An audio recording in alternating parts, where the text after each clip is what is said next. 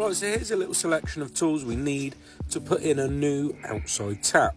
So this is what it's going to look like, so stay tuned for the process.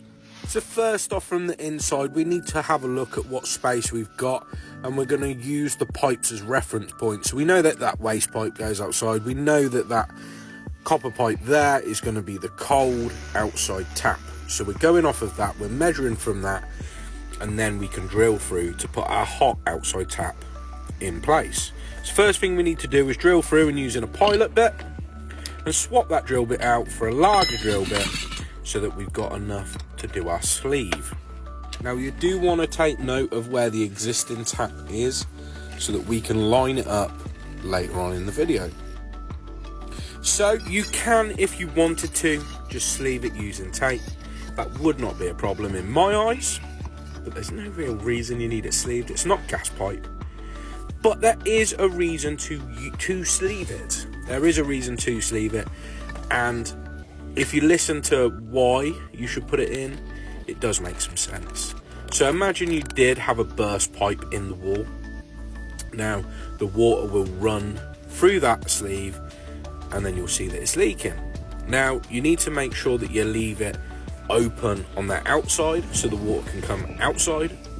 And when you're on the inside, is to make sure that your silicone completely around that hole so it can't go into the property, only outside. Now I love to install these straight through back plates. Now the reason being is they look nice, it's nice and brass, and there's no pipework on show, so it stops it freezing so easily. Obviously you still need to make sure that you turn off and drain your outside taps. So I'm looking inside to see what pipework I can connect onto. Now I don't have any plastic fittings in the van, so I'm going to cut that in on the copper above that isolation valve. Now that stops me from having to drain down everything because it's tank fed hot. So if I was to cut further down, I'd have to drain everything down. Now I'm trying to avoid that. So what I'm doing here is I'm just setting up the T, setting up the tail of pipe that is going to have on your check valve as well as your isolation valve. Now all you need to do is, once you solder that up, is just make sure you clean out the fitting so that you can solder that onto the other bits of pipework. Now making up the majority of the compression fittings outside of the cupboard just makes it a lot easier further on than trying to get inside of the cupboard with grips and spanners. You've only got to do that one connection on the bottom. So as you can see, I can solder that on easily, and when I push that up to put it in place, that completely disappears. So that's why I've had to solder this T in different stages. But don't listen to me, because you can't solder that close to plastic because you just get a leak. You end up having to drain it all down just to swap it all over. Yeah, you can see there where it mounted. That's me being an absolute donut. This is the first job of the morning. We all make mistakes, but we drained that down and we've lowered down the isolation valve. So like I said earlier, we're sleeving for leak detection, so that if it does leak, it leaks outside. So what we're making sure is we get plenty of silicone around the inside.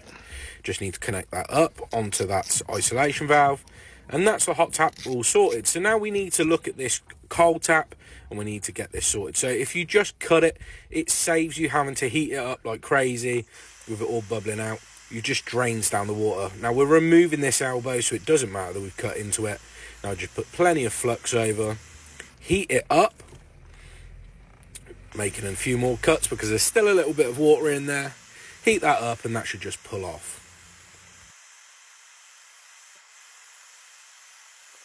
So now that that's off, we need to clean it up. Now we don't need to clean it too much, because when we're heating it up and putting it back on, the excess solder that's still on there is going to help seal it up. Now you can't get around the back of it to solder it up, so you can solder it from the inside. Now we don't want to screw it back, we just want to keep it away from the wall so we can get behind with some draw strip. And I'm going to flush it out and test it all before I put some sealant round and I screw it back to the wall.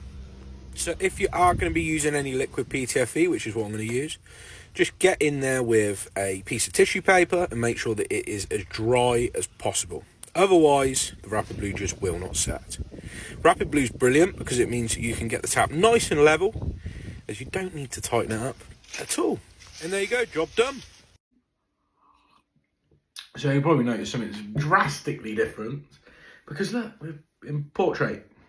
right? You probably didn't even notice. Now, I was sat there, well, I was actually driving on the way back from gas training today, and I sat there and I thought, I just watched, not that you should watch YouTube whilst you're driving, I just sat there on my lunch break, I watched a video, and then I didn't even realise that it was actually portrait. Because I should imagine that majority of people watching YouTube now will be watching it on a mobile device. And it looks better in portrait. I don't see the point in filming everything in landscape rather than portrait. When I run multiple social media accounts. Now, I was actually getting burnt out.